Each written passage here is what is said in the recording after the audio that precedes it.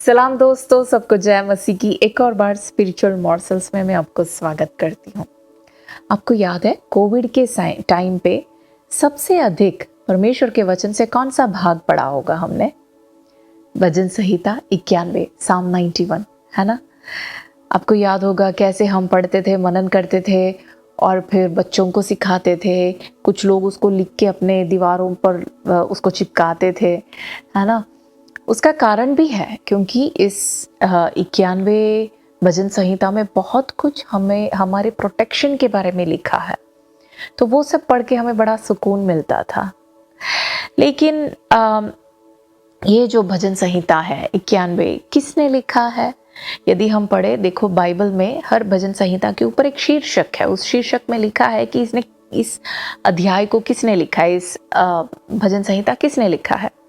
लेकिन 91 अध्याय के ऊपर ऐसा कोई शीर्षक हम देख नहीं पाते, तो हमें नहीं पता किसने लिखा है। लेकिन मैं विश्वास करती हूँ कि ये मूसा ने लिखा है। क्यों? क्योंकि यहूदी परंपरा के अनुसार यदि किसी भजन के ऊपर अगर शीर्षक नहीं है कि उसको किसने लिखा है, तो वो क्या करते हैं, उसके पहले जो लिखा हुआ है उसको पढ़ते हैं। उसके शीर्षक में जिसने लिखा होगा उसी व्यक्ति ने इस अध्याय को भी लिखा होगा या इस भजन को भी लिखा होगा, ऐसे वो मानते हैं।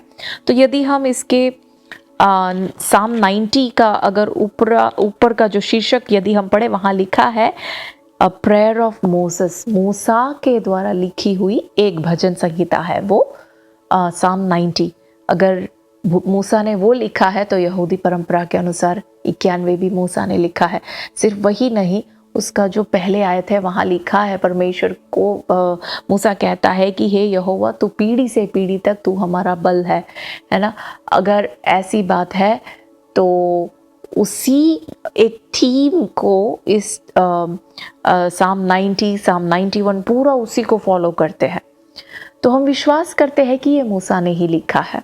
अब इसका पहले आयत में देखिए मूसा क्या कहता है, जो परम प्रधान के छाए हुए स्थान में बैठा रहे। देखिए यहाँ लिखा है परम प्रधान के छाए हुए स्थान में, लेकिन अंग्रेजी बाइबल में लिखा है जो परम प्रधान के गुप्त स्थान में। ऐसा एक स्थान है परम प्रधान के गुप्त स्थान में जो बसे रहे। सिर्फ बैठा रहना नहीं है, बैठा रहना मान सकते हैं, लेकिन वहां लिखा है कि वो सर्वशक्तिमान की छाया में ठिकाना पाएगा या तो फिर विश्राम करेगा।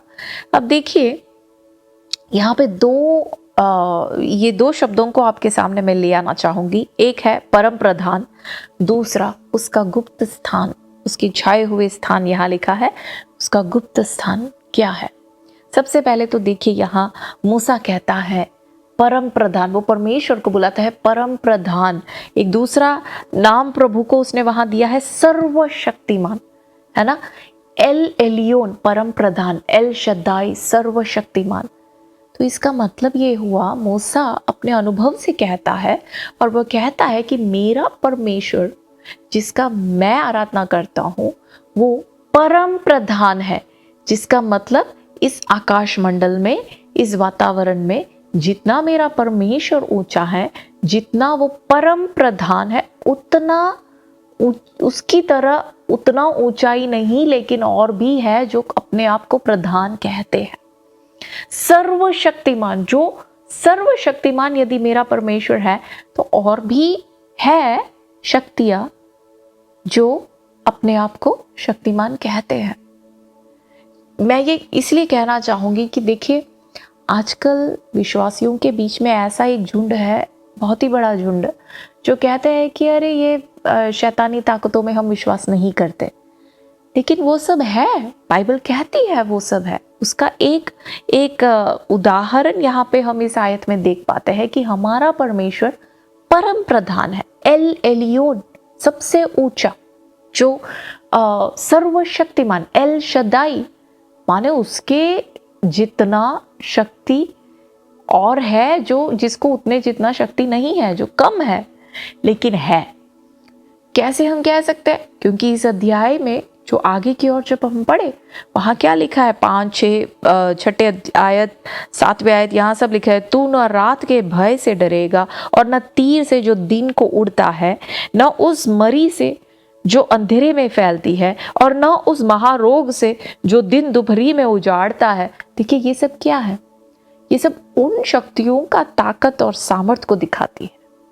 लेकिन उस सब से यदि हमें बचे रहना है, अपने आप को सुरक्षित रखना है, तो हमें एक आदत डालना जरूरी है। मूसा कहता है, भाई आदत ये डालो, किस चीज की, परम प्रधान की छाए हुए उस गुप्त स्थान में बसे रहने का, बैठने का। अब देखिए इसका ये गुप्त स्थान क्या है, परम प्रधान के उस छाए हुए स्थान, माने उसका वो उस रहस्य, secret place of the most high, El Elyon का सीक्रेट प्लेस, उसका जो गुप्त स्थान, वो कहाँ है? ऐसा कोई स्थान है क्या? जी बिल्कुल है। हम कहते, मेरा गलत ना मानिए, मैं ये नहीं कहती कि वो स्थान इस संसार में लौकिक नहीं है, वो एक अलौकिक स्थान है। वो कहाँ है?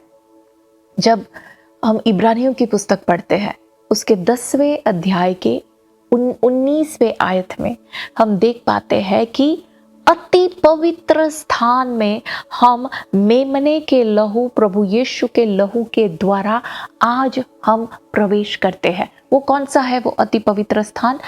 आकाश मंडल में, हालेलुया, उच्च स्वर्ग में, जहां परमेश्वर वास करता है, उसके अति पवित्र स्थान में आज हम प्रवेश करते हैं आत्मा में, प्रभु यीशु के लहू के द्वारा।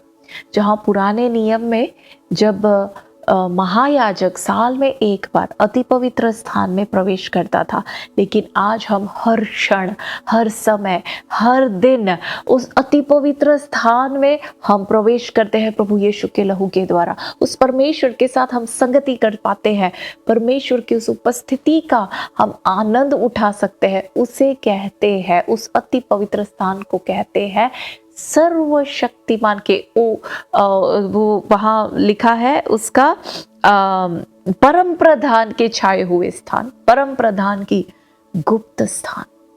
उस गुप्त स्थान में, उस छाए हुए स्थान में हम प्रवेश करें। मूसा कहता है, यदि आपकी ये आदत है तो सर्वशक्तिमान के छाए के नीचे आप क्या करोगे?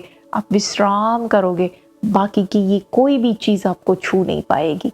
हम कई बार सोचते हैं, अरे हम प्रार्थना करते हैं, गीत गाते हैं, अन्य भाषा भी बोलते हैं, फिर ये सब क्यों? अरे परम प्रधान के उस छाए हुए उस गुप्त स्थान में, अति पवित्र स्थान में क्या हम प्रवेश करते हैं?